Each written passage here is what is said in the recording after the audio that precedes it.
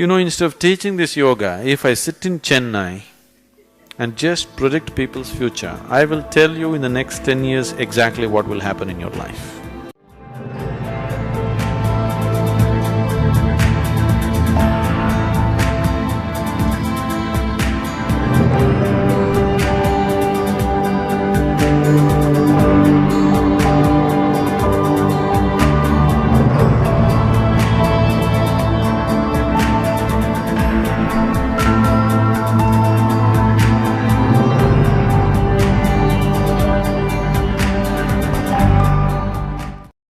Now, I won't go into all of this.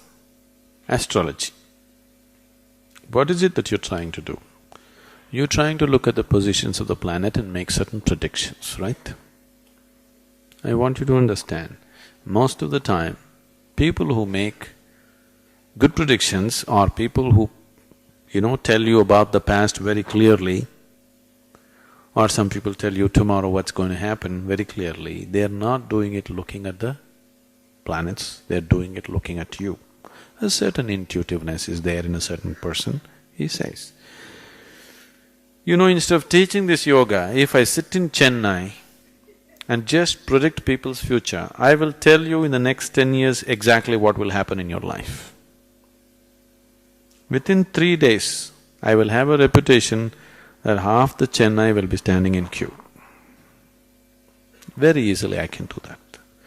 But in the yoga center also there are people who have been into so much sadhana, they can do such things. If they ever do such things, I will finish them.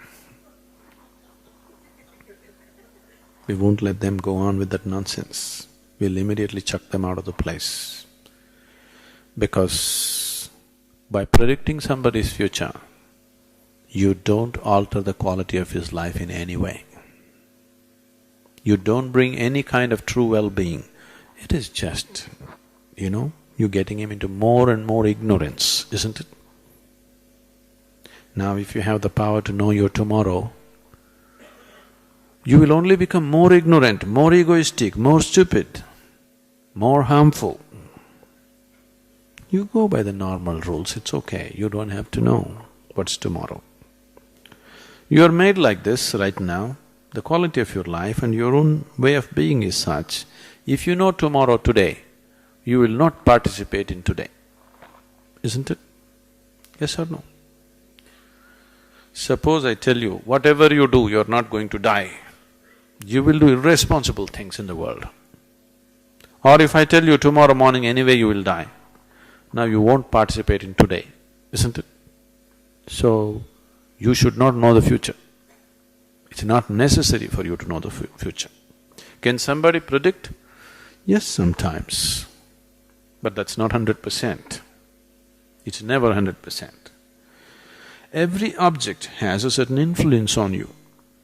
See, right now this vessel, because of its shape and its material, it has a certain influence. It has a certain vibration emanating from it. The planets definitely are large objects, so they have certain vibrations, they have some influences on everything around them. If they're close to this planet, yes.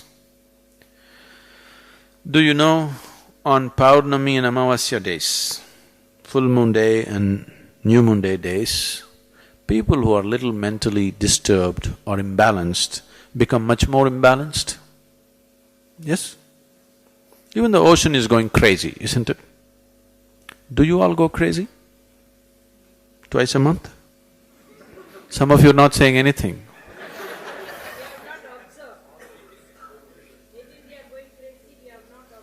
Okay. Twice a month if you're going crazy, you would have observed. Anyway, please ask your family, they will tell you. Now, compared to that person who has an imbalanced mind, you are much more stable, much more established. Wherever the moon goes, you don't go crazy. If you're much more established, wherever any planet goes, you don't go crazy, that's all. The purpose of your life, the destiny of your life is fixed by you and nothing else but you. Yes, everything has an influence, but what you make out of that influence is still yours, isn't it? But if you're going to be pushed around by inanimate objects, yes, you can be pushed around. To that extent it is true. I am saying, when the divine is functioning within you, when the creator is functioning within you, why are you allowing inanimate things to influence your life? If you allow this dimension to flower in you, you will see life happens fantastic. Let the stars go anywhere, let the planets go anywhere, you will go only where you want to go. You want to go where you want to go? Or you want to be pushed around by inanimate objects? You must decide that.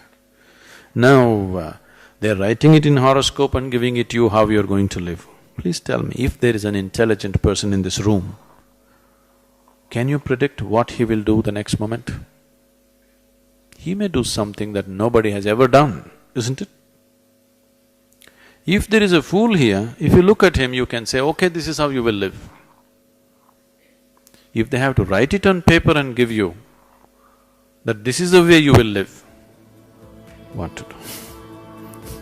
That means you're refusing to use your intelligence, isn't it?